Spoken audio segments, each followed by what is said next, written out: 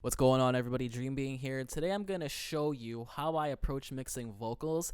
I'm going to show you my vocal chain, what it is that I'm doing with each part of that chain, how I set up vocal buses for reverb and delay, and then how I use dry and wet signals to create a vocal bus track that gives you more control over your vocals as a whole. So I have open a mix that I produced. This is by an artist named Soma. The song's called Beans. We're going to go over the chorus section of the song here just to show you the mix overall, and then we'll go over my vocal chain.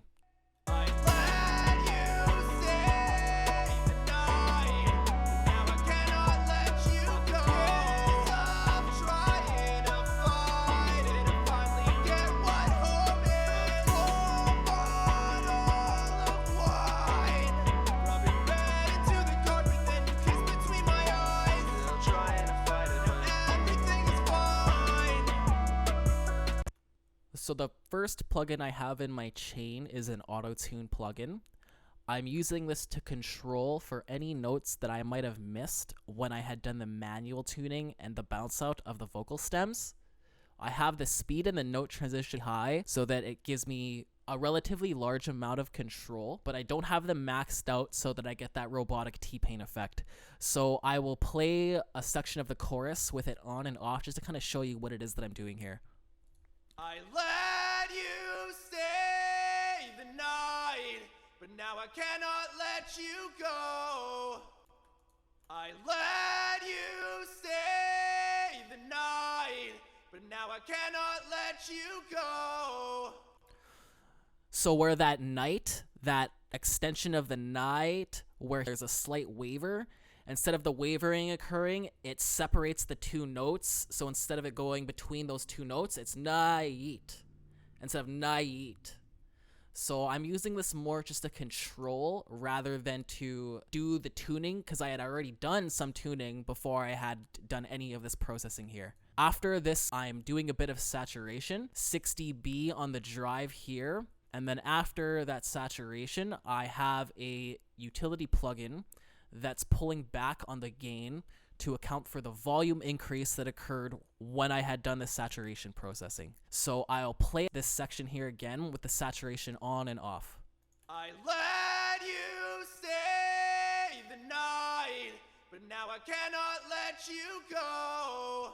I let you stay the night, but now I cannot let you go. So it's filling it out a bit more. It's adding more lows to the low end. It's boosting highs in the high end, and it's just filling out more of the frequency range than it would have if I didn't do this processing. After the saturation, I'm doing some de-essing. So what this is controlling for is any sort of S's, that's any sort of sounds that have high sibilance. So in singing, that'll pop out even more, especially if it's a consonant that you're really emphasizing, which those kinds of sounds tend to be. So I'll play this section here. This meter and this waveform will show you what it is that I'm reducing. I let you stay the night.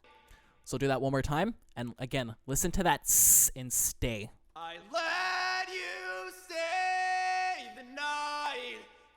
So again, it reduced only that S part, did it by about 2 dB. And it's just, again, accounting for those parts that would be too aggressive otherwise if I had done anything else, such as compression, EQ, anything like that. So after the de-essing, I'm starting to do some compression. And my approach to vocal compression is called dual stage compression. That's where one compressor feeds into another. So you have your first compressor tend to do more of peak controlling, and then you have your second compressor doing more overall volume leveling.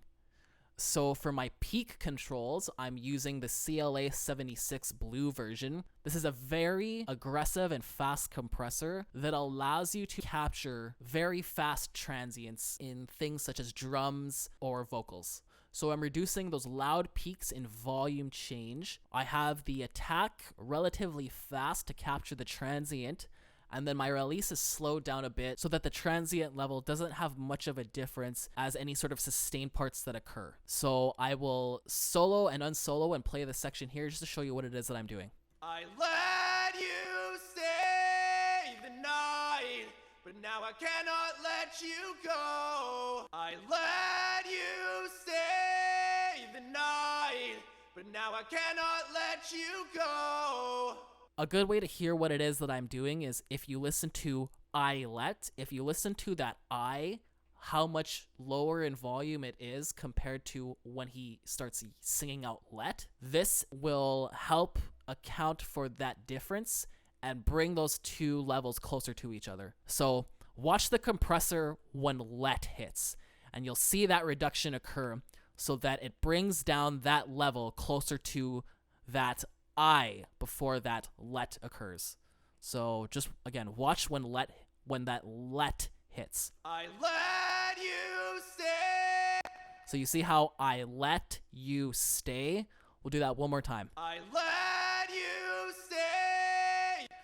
So because that let and stay is higher in volume than the I and the U, I'm using this to account for those loud peak changes, and then I have my attack and release set so that the differences in those volumes are smoothed out when those changes occur.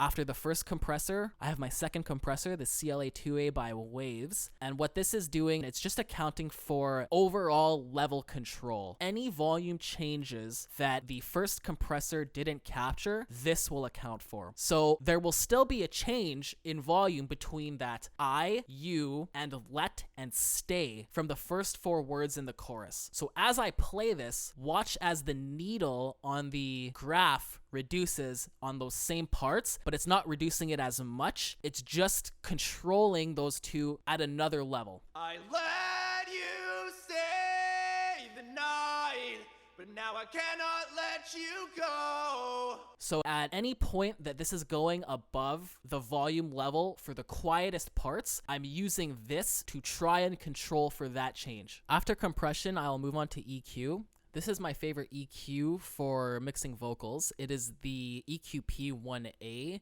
This is the Waves Puigtec model. So what I'm doing here is I'm boosting the 12 kilohertz frequency range by about 4 point something dB here, 4.4, with a relatively wide bandwidth to cover most of the high frequency spectrum between that 12K frequency range. So I will do a solo of this on and off and play the vocal just so you can hear what it is that I'm doing.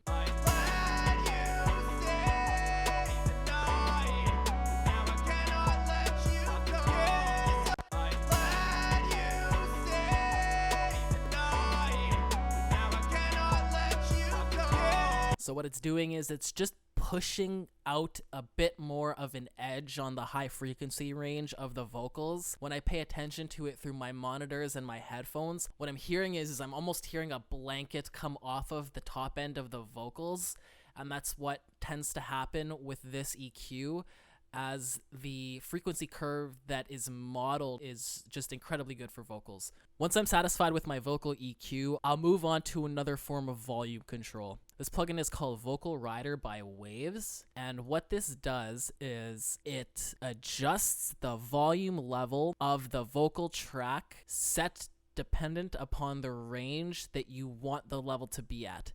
So say if I have a vocal level that is somewhere here, my range is here, this plugin will boost the fader up until this level is at the range set by this knob here. So I'll do a demonstration by playing it, and you'll see that when the yellow bar is below this knob, it will bring up the volume knob of the plugin, and when the yellow bar is above this, it will reduce it.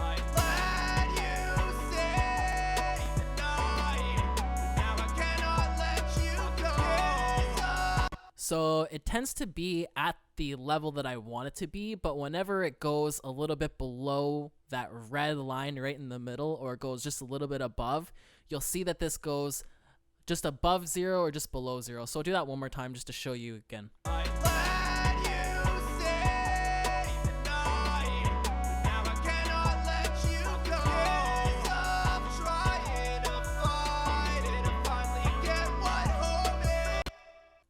So I'll do an A/B test of soloing the plugin on and off to show you what it's doing exactly in terms of volume control.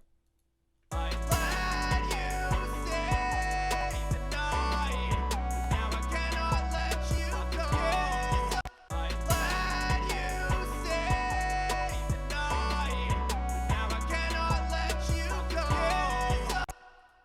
So again, this fader control being set by this range is having the volume level out more. What I'm looking for is just more control of the overall volume to have the quiet parts be as close to as the loud parts so that they're audible within the mix.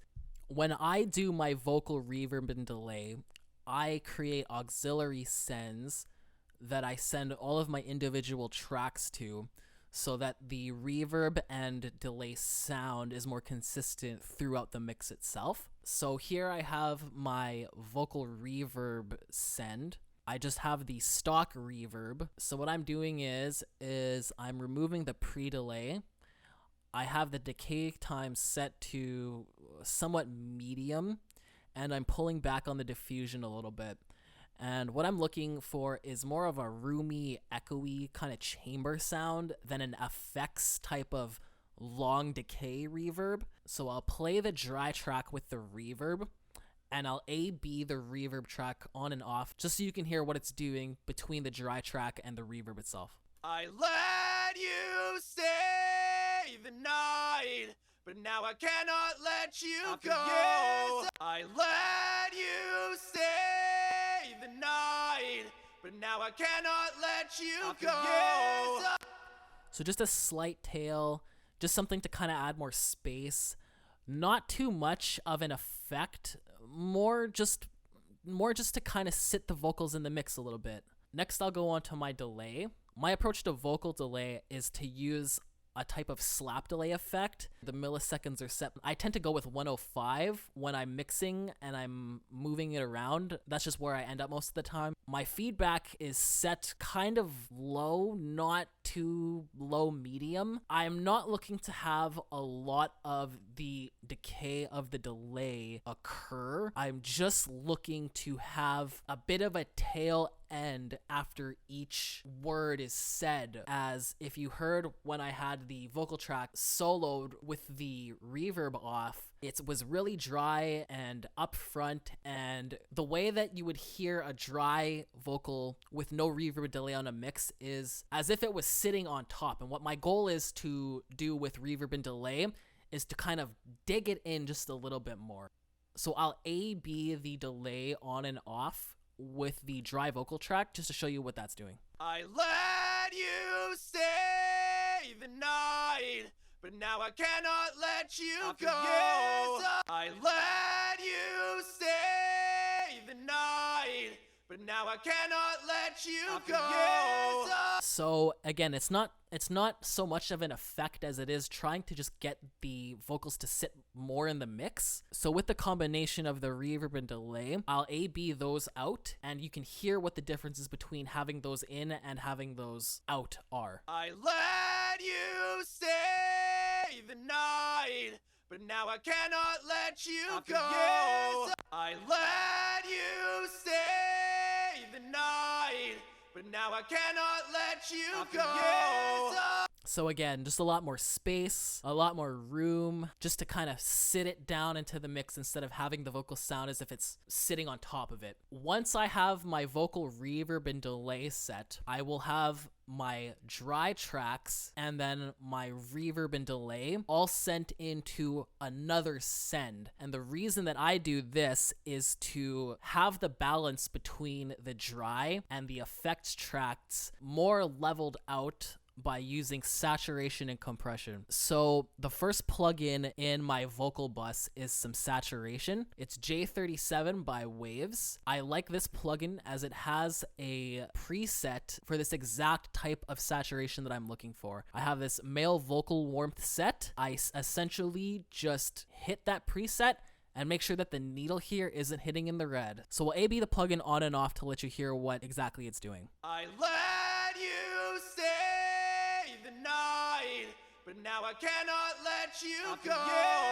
I let you stay the night, but now I cannot let you go. So it's very subtle, but what it's doing is it's adding in more frequency content. Just as I was adding saturation on each of the individual tracks, I'm using this almost as pre-compression to kind of level out the transients and just soften the vocals overall and add in some more frequency content. After I do saturation, I will use a compressor to glue it all together. This is Joey Sturgis Bus Glue Vocals Compressor. I really like this plugin for compressing vocals as it's an incredibly simple plugin. As you can see, there's only 4 knobs and 3 buttons. On my mode, I'm choosing blend as I want each of the effect tracks and the dry track to be blended together, and it looks like I'm not doing much compression here. I'm just trying to level the vocals overall between that dry and effects tracks. So I'll A/B the compressor on and off just so you can hear what it is that I'm doing.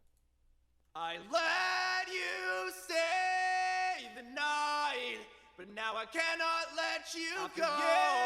I let you stay the night, but now I cannot let you go. So what I'm trying to do here is have that dry track and those effects tracks properly leveled out. And then this is just another form of control of vocal levels in between each of the individual tracks. As I had already done compression on each of the individual tracks, when these parts fade in between each other, this compressor will be what keeps those tracks glued together a bit more. So I'll A/B that. I let you stay the night, but now I cannot let you go.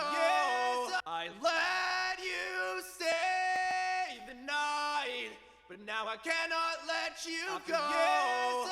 So if you notice, when this part hits, the word after is a lot more at level with the last words of the first chorus part. So I'm going to do a final A/B test of the entire mix with all of the plugins on the vocals turned off versus all of them on, and hopefully that can show you the difference that subtle, multiple staged levels of processing can do for your vocals.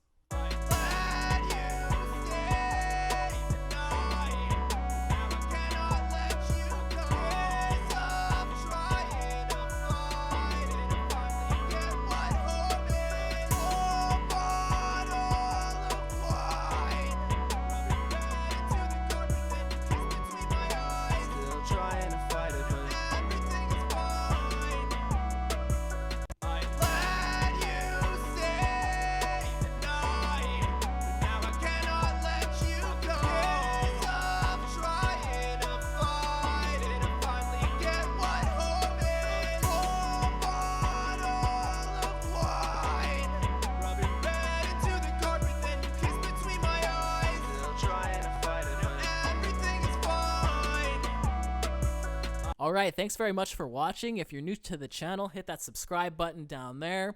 If you have any questions, leave a comment. Thanks very much for watching. See ya!